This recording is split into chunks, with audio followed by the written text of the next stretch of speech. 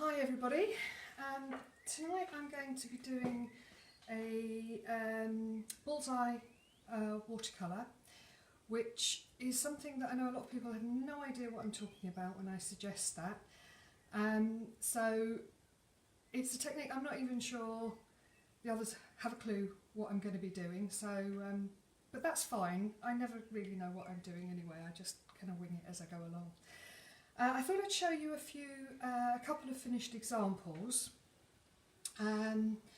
So we'll see how we get on, and then I'm going to get started.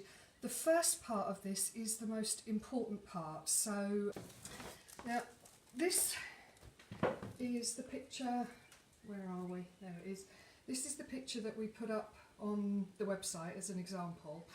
And it's similar to the one that I'm going to do this evening. So it's doing the bullseye technique in the background, and then we've got some snow and some trees in the foreground. So I'm going to be doing something not dissimilar to this one.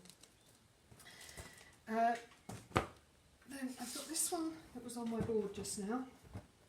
Let's get that in the right place. Now this one is some mountains with the bullseye technique. You might start to see a theme and try and work out what I'm going to do. Apart from where the sun is, there is no white on this, but the white is the lightest colours that we end up. So that's one of them. A slightly different one here. Now this one doesn't have so much of the pink in it, so again, you know, you can be as bold as you like, or as delicate as you like. So this one is Woodbridge down in Suffolk, not far from where I live. And I've got one other one to show you, which is a biggie, and it's a little bit different. No, I need to move it that way. It's all this left and right. Now this one is actually an oil. You can see my light reflecting, sorry about that. This one is, I painted this with a water mixable oil. So you can actually do what I'm going to do with the watercolours with this one. I wouldn't suggest this with any of the other types of oil, because you've got to be splattering too much terps around, and that's not good. But the water mixable oils, it works fine with. So it's quite an interesting technique. Now the colours I'm using here, I've just got the three colours that I'm going to use. I don't always just use a limited palette, but I think for this I've got them on my palette already, so I shall just carry on using them. I've got a lemon yellow, I've got a permanent rose and an ultramarine blue. Permanent rose, rose madder, any of those, alizarin would work fine for this as well. I just like these ones. These ones are the SAA paints, but I also really like the Shinhan paints. So these are the SAA paints. These are the three brushes that I'm mainly going to be using. My trusty 30mm flat brush, which is a Da Vinci brush. I use this all the time. I use it in oils, watercolours and acrylics. And this is just a couple of Pebeo brushes. There's a flat one and a small round brush. Again, I quite like the quality. I also really like the SAA silver brushes. So there we go. I'm going to use a water spray. This happens to be from my Atelier set, but it could be any water spray. I wouldn't be at all surprised if I find myself using a bit of credit card and a stick at some point. Right, I shall get going. I've got a piece of paper here, and first thing I need to do is to wet it, and wet it quite a lot. So I'm starting spraying it, just to give that a chance to get in there. Then I'm coming in with my brush and I'm going to wet it.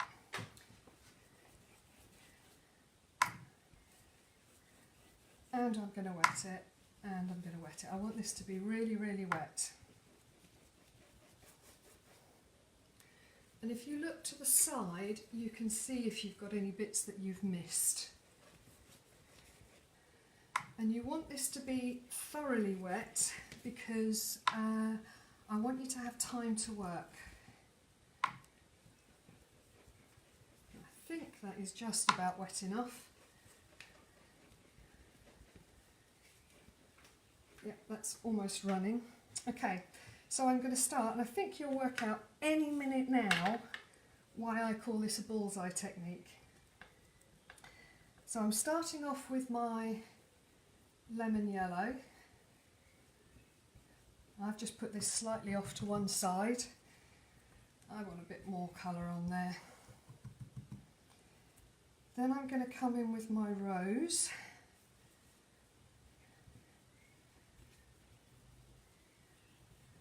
And put that around.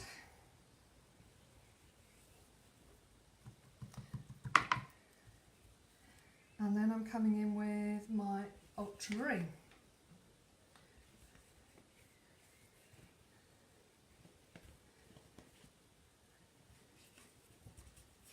And I'm going to bring that across to this side here.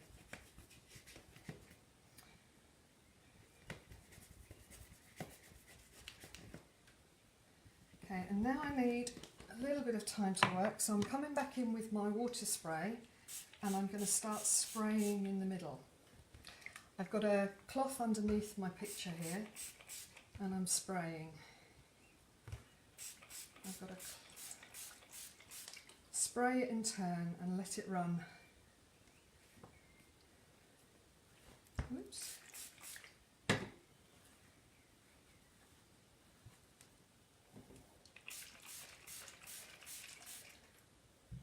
And just watch it move. Now when Sharon was saying that when you do wet in wet normally you lose up to about a third of the colour, I'm going to end up losing quite a lot of the colour, but that's what I want. I want a nice soft halo.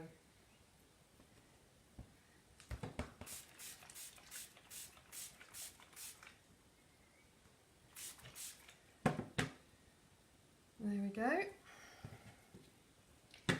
Turning it again, and can you see the atmosphere that this is beginning to create?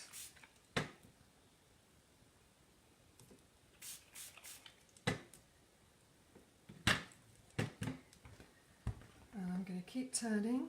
Let's just let that move off the side a little bit.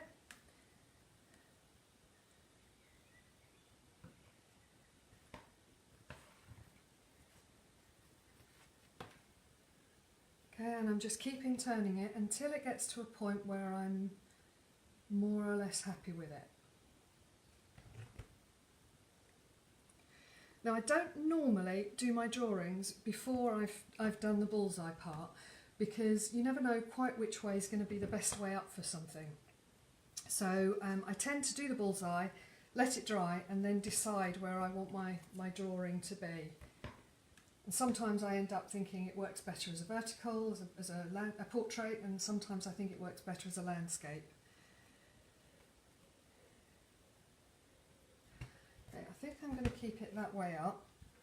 And then like Matthew's done, you can use the penny in a tissue, or if you're like me and you're too impatient to go and find yourself a penny, let's see, I'm going to turn that back around. Then I just use my finger if you want to put a sun in there. And I just put it on there and hold it, the same as Matthew does with his penny. And we end up with this little sun in the middle. And you've got this atmosphere. Now the next stage with this is drying it. But because I have put so much water on there, it's going to take a good 10 minutes or so to dry, even with a hairdryer. I would leave it to dry for an hour. You can see there's a little bit of cockling going on in the page from the amount of water I've put on, but that does dry back out again. So I'm just going to put that to one side, and then I have already done this and dried it here. So this is what it dries out like, and you end up with this very atmospheric drawing, scene. I've used this with buildings, so you can use this point as being the light from a street lamp. I've used it obviously without taking the sun out. I've used this on portraits, and you get this lovely glow on the skin. But I really like it with landscapes. I think it creates an amazing atmosphere, and realistic. Oh, and also sunsets on the water, so you get all of the reflections already created there. So I'm just going to dive straight in and start painting, and it just creates this lovely atmosphere. So I want to create a few distant trees on a hillside over here. So I've got the drawing. This is the drawing that's in the resources. And I'm starting off with my rose and my lemon. I'm putting a tiny touch of my ultramarine in, but I just want to have this sort of browny, sort of orangey mix for the background for in the distance here. So I'm just going to use the corner of my brush. It's quite a dry brush. And I'm just putting this layer of trees into the distance. And I really like creating trees like this. You get this, what I'm trying to do is just press that corner in, and that creates the triangle all on its own. You don't need to do anything. It gives you this lovely tree line. But I will try and make them some taller and some shorter. Let's have some coming a bit closer in this corner here. Probably come back into that a little bit later. Going off there. And then I'm just going to level out the base a little bit. I'm not going to worry too much. So now I've decided where that's going to be. I think I may just put in another little hill behind here. And that's just a blue-grey. It's mostly my ultramarine, but a little bit of the colour I used in the trees has been mixed into that as well. I see lots of comments going past about biscuits. That's really mean. I haven't got time to sit and eat a biscuit at the minute. Now, when you're working with most paintings, I tend to start with a distance and work forward. So I'm going to work into this area here. And I think I might just put, let's have slightly stronger colour than those trees, and just have another row coming forward here. I love just using these three colours because you mix up some really interesting shades. Never quite sure what's going to happen, and you get these lovely rich colours. It's a lovely reddy colour here. Ooh, nice dollop of ultramarine.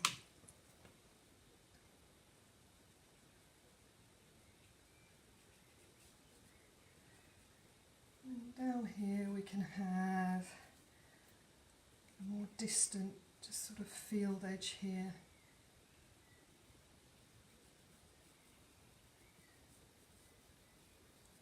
I'm using that hedgerow to give me the shape of that dip in the hill.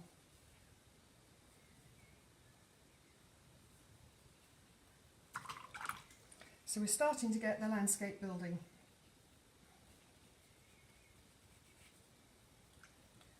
Got a strange little blob under there, but that's fine. Watercolour works like that, we can just move it.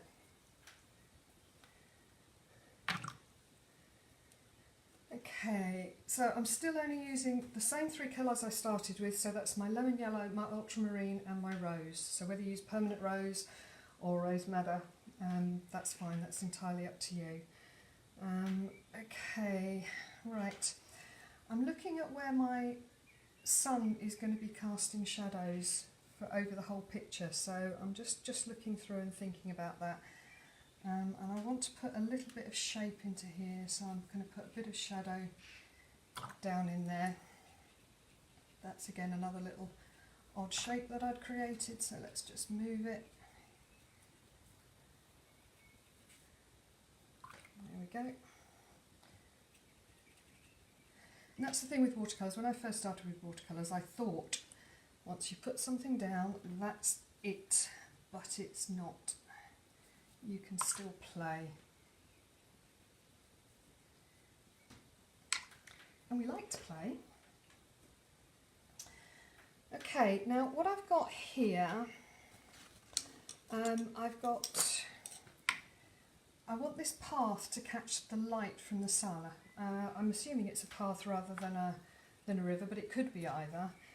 So in order to make that catch the light, I need to just put a little bit of shadow in behind it. So I'm using my ultramarine and my rose to give me a purple. So I've got this purple going on here. But if I want to make it less bright as a purple, I'm just going to put a touch of that yellow into it, and it just greys it down, just makes it a little bit less intense, softer.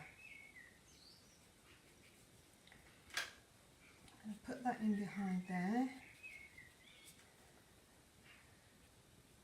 and just wash that away. I'm using just water here. We've all used this quite a lot this week, where we put some paint down and then we just come back with a damp brush and just use a damp brush to make that paint go where we want it to go.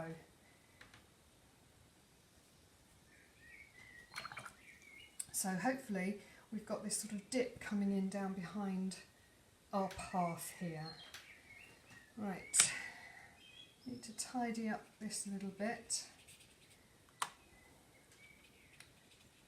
And I think those trees need to be a bit stronger. So I'm going to come back to that same sort of colour, sort of orangey colour, but with a touch of the blue in. Again, I'm using the complementary colour just to brown it down a little bit.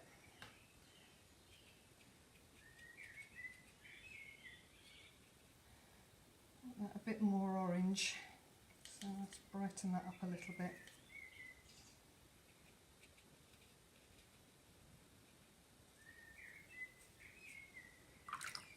And just coming off behind the tree there.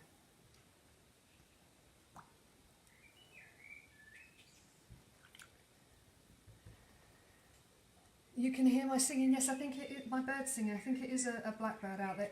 As with everybody else, of course, on the day when you decide to do the demo, I've had sun in my studio all day, which has been wonderful. It rained last night, but it's been glorious today. And I was so hot, I had to open the door. So yes, you're getting to enjoy my local wildlife. I hope you don't have to listen to. We've had a muntjac just outside the garden in the last few nights and barking away. So yes, I hope he doesn't hang around. Okay. My next thing, I'm going to start to put some shadow on these areas here. I'm assuming that this is snow, so I need to make some shadows in there. Again, I'm just thinking about where the sun is shining. You can't get away with it when you can actually see the sun. If you can't see the sun, you can just put your shadows wherever you feel like it. But when you've got a strong indication of where the sun is, you actually have to work with it. So let's come on this side of the path here, put some shadow going up there.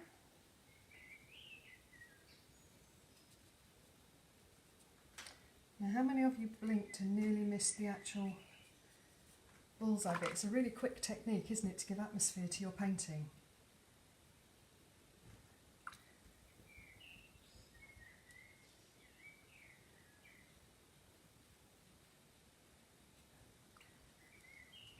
And snow tends to be quite smooth. It's not such a jagged edge, so it's smooth shapes that I'm going to be putting the shadows into here.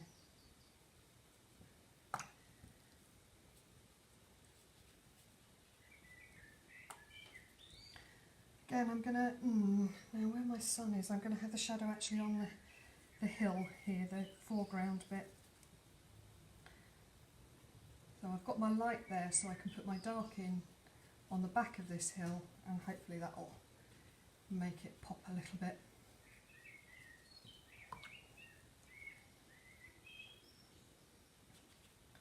I'm a bit off the edge there, aren't I? Sorry for you. I'm going to come into this bit here now, so hopefully you can see that a bit better.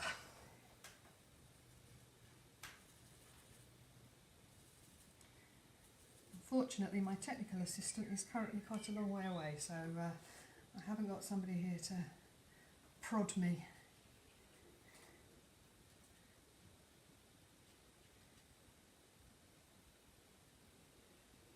Putting that shadow in behind that lump there, and down into here. It's quite a strong shadow, but I quite like that. It gives it a real sense of shape, and again just using water to move that around. Now when you want to push a line, put the water next to it, not into the line, otherwise you end up moving the line rather than just softening the edge. I think this bit needs to be a little bit darker down here.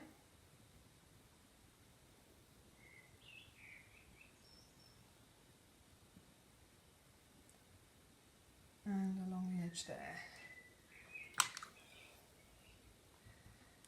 So it's this little snowy path that we've got there. I think I'm going to do my trees next before I do this foreground area here. And once I've done my trees, then I'll put the shadows in here, and I can cast shadows from the trees as well, which will be great. So I need to make up a greeny brown for my trees. There are a lot of trees are more green than you think, but they're still brown, so it's a greeny brown. And the way I was always taught to make brown with my three colours is I make an orange and I add blue to it. So these three colours are absolutely perfect for that. So I've got my nice big flat brush here again, and I'm just going to use the side of it to start with. I'm coming onto a different brush in a minute, but I'm just starting with this one. Then I'm coming in with my smaller brush, and again I'm just pushing some paint around.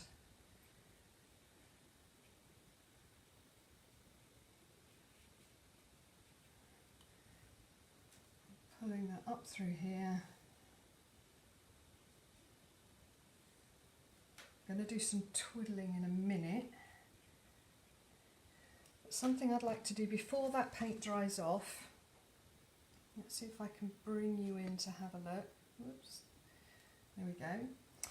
What I want to do is just use my stick here, and I'm just going to scratch with my stick just to give me a bit of texture onto my trunk there.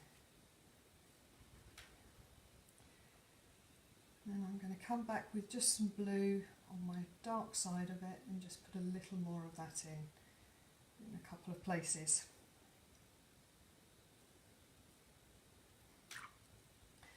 Now, you will often end up having to have nice big roots coming out from the bottom of the tree, because this is in snow. The roots are kind of a bit buried, so as long as it's grounded and it's not floating or just a dead stop, then you should be fine. Okay, now coming in now with my round brush, I'm going to do some twiddling. And I'm just going to explain twiddling to you. When I hold the brush, I'm holding it way, way, way down the far end, as far away from the bristles as I can. And when I you move my brush, what I want to do is just roll the brush between my fingers like this. So I'm going to load the brush up with my brown paint. I'm going to move you back so you can see, oops, the other way, see a bit more. And I put my brush down, and then I twiddle as I pull it away.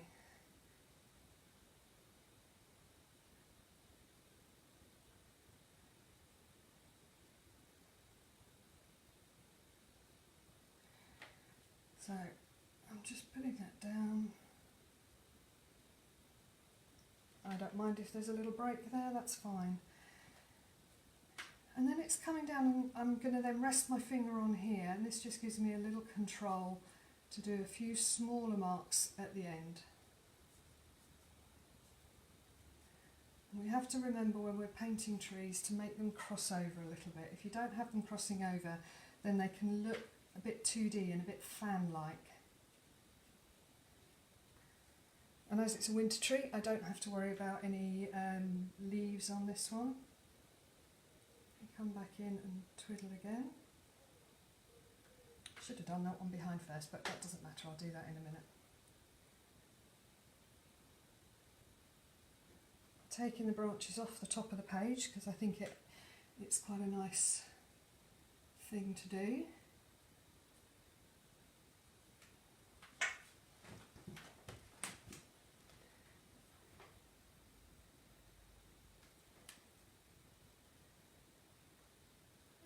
Okay. I want to have one or two that come down as well. A bit more twiddling.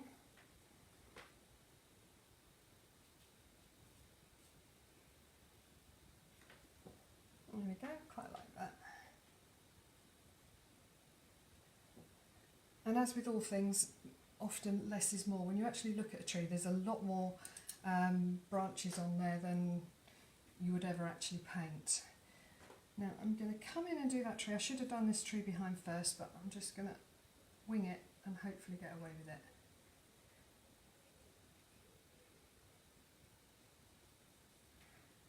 I've put a touch more blue into this and a bit more water, so it's not as strong as the one I had in the foreground.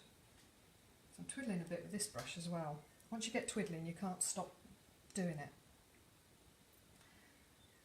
Okay.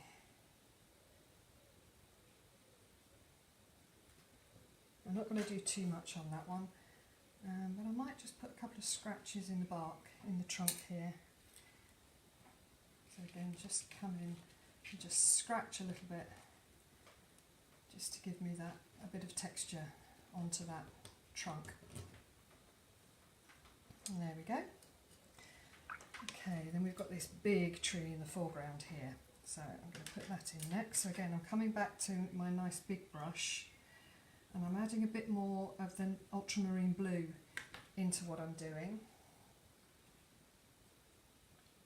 So I've got these big branches that I'm using this on the side. It just covers nice and quickly.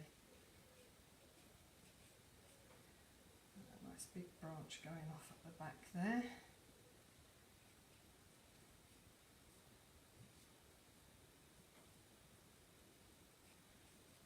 I think I've got some rocks coming in there. It's a bit of one of those made up scenes, but that's fine. Right, this one definitely needs to have some scratching going on here. I'm going to bring you in a bit again so you can hopefully see what I'm doing. Sorry.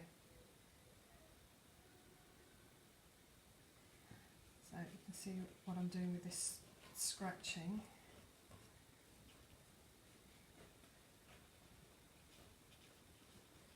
I'm going to put some more paint on here in just a minute.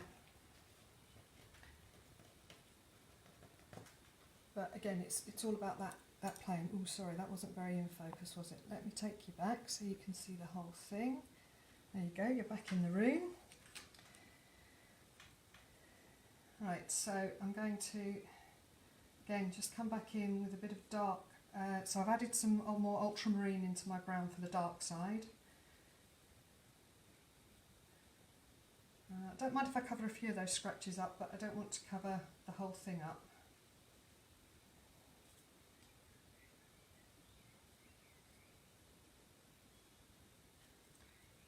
Just in parts.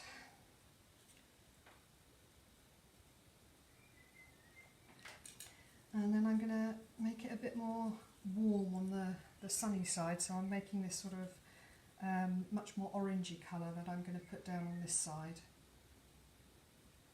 where it's getting a bit of light to it.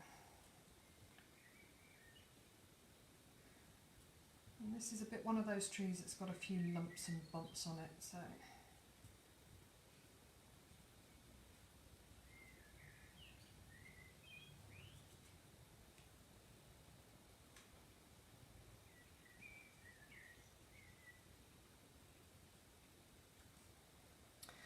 okay, so we need to do a bit of twiddling on this tree.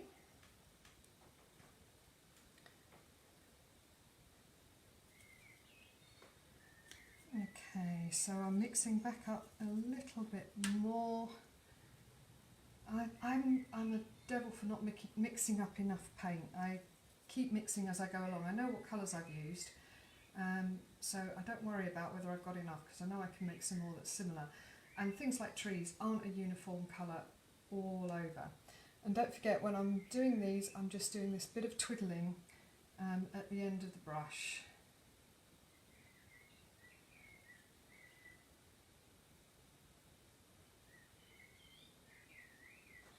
My hands always are quite shaky, so actually that works quite well for this.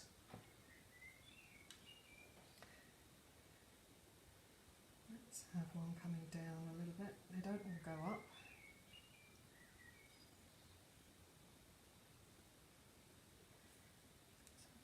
blue on this one, and again just come down a little bit. And I'm going to do what I did before, just come in and rest my hand on here to give me the control, and just put a few bits on the end of these branches.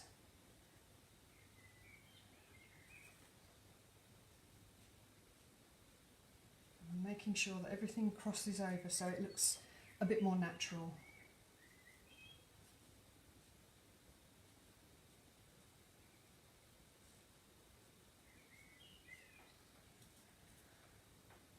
I do love a good twiddle.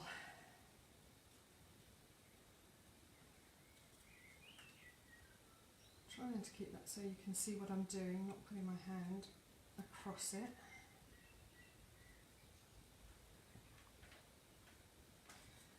And on this one I'm going to have one of those little, do you know sometimes low down on a tree you just get this little cluster of new branches, new growth coming on.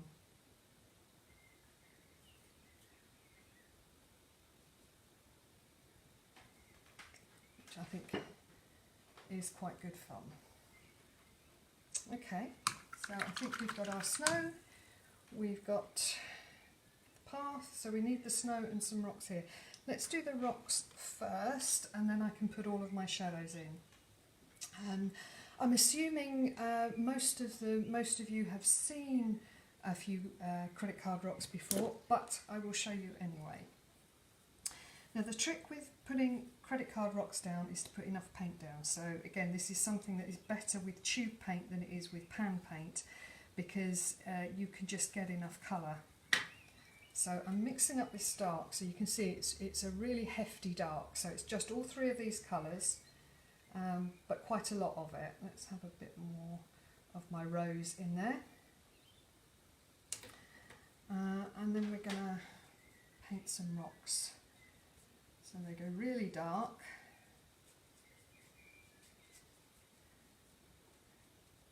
And I'm going to do a bit at a time, and you can see where the sun is, so we can see where we need to take the light off our rocks. So it's just where that light would be catching.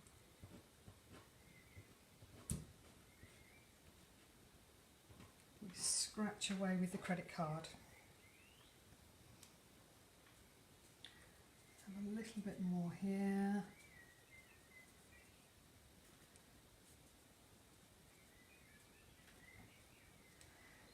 So these rocks are just poking through the snow.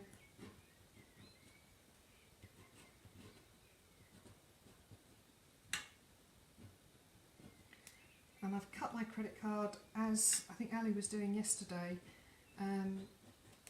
I've cut it so I've got a bigger area and a smaller area, and that just gives me choices.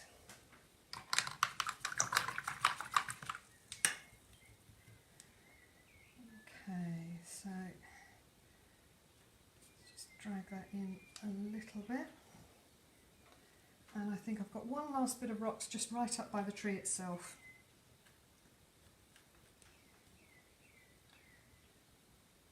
Have a bit more colour into that. Running out of colour.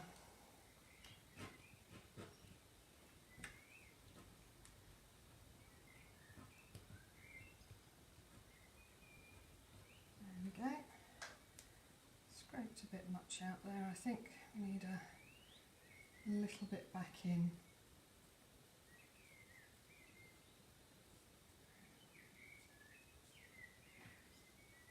I'm happy enough with that.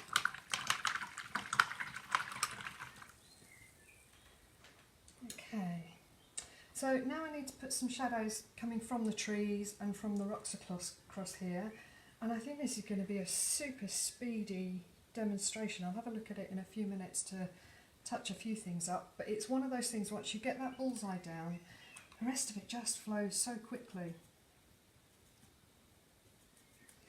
So I'm making up a purple, it's a dark purple, so I'm using the ultramarine and the rose, and I'm mixing it into my rock colour, so I'm getting this dark purple. So there's a bit of yellow in there, but not a huge amount. And it's a little bit more diluted. So I've got my sun over there, so I need my shadow to come away from the trees this way. That one is going across there. This one is going to come down here, and most of the shadow is going to go off the edge.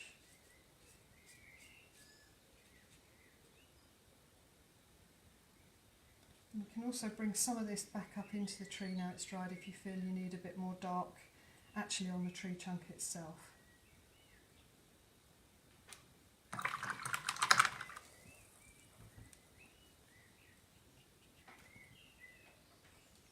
Yeah, I'm happy enough with that. And I'm going to put a little bit of shadow as well coming off the back of these rocks. So some of these rocks are going to cast a shadow, but also my hillside, I'm assuming, comes across this way, so this is going to cast a bit of a long shadow, and I'm going to fade it away in a minute. And again, that will hopefully just give me a bit of shaping to my hill. I'm not putting any in there because I don't want to lose the difference of that shadow.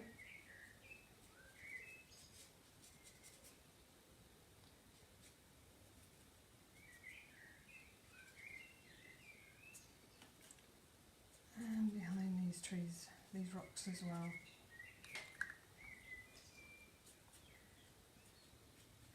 Now, we've all been asking you for suggestions of things you would like us to do and how you would like us to take this forward. So please do go over and have a look at the poll. It's pinned on the page, at the top of the page, and we're asking for you to put suggestions down as well. Now, I've put that in, but I would like to make that a little stronger just in behind the rocks here. So I'm going to put some ultramarine down there.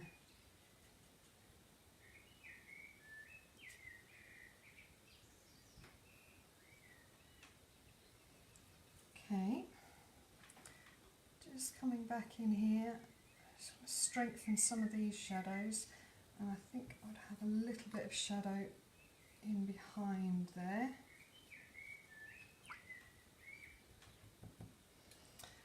And I think, although this is an icy path, I think I'm going to put some textures onto the path. So, I don't want this to go up there, so I'm just going to splatter down there. And I've got damp fingers, so I've just dipped my finger into the water, and I'm just tapping around just to make it a little bit less neat and tidy.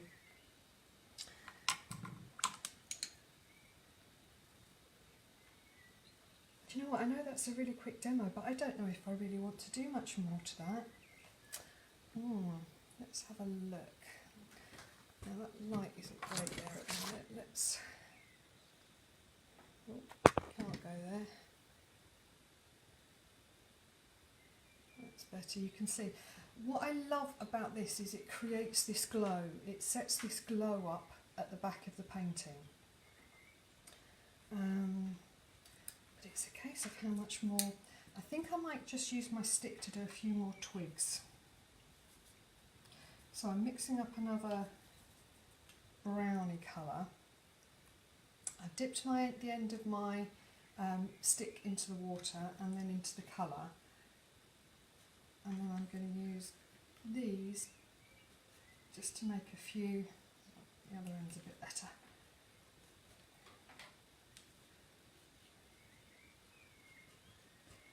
And because the stick doesn't hold paint like the water does, you get these kind of scratchy marks, which for branches at the end of twigs at the end of a branch is actually really nice.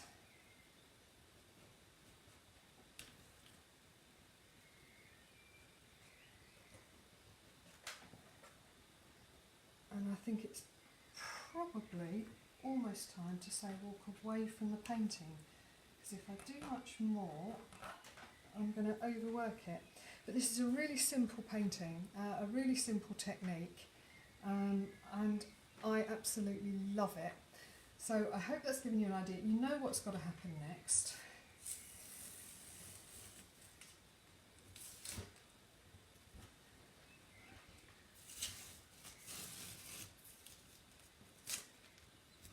Just taking that old tape off, and frames the painting down a little bit.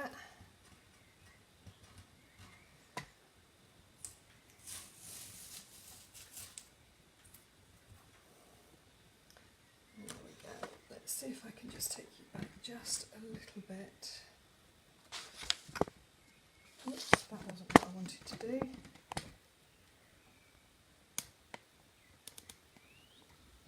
What I want to do is try and get that glare off there for you.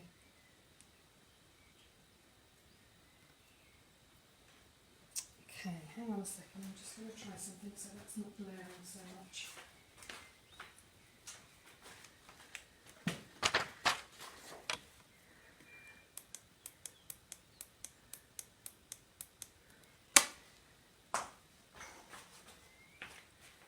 Is that better, so it's not glaring so much? There we go.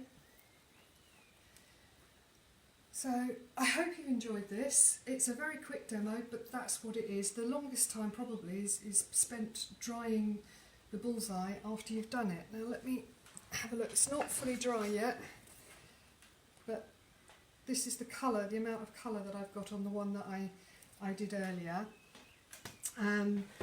And that's still quite cockled, so you do need to allow it to fully dry down. But I hope you have some fun with it, but try it with lots of different views. Like I say, it works great on night scenes, buildings, sunsets, the sea, portraits, all sorts of different things. So yeah, I really hope you have a go with it. And thank you very much. I'll leave that up there for a couple of minutes for you to have a look at. And it will be over on the videos tab when we have finished. Thank you very much.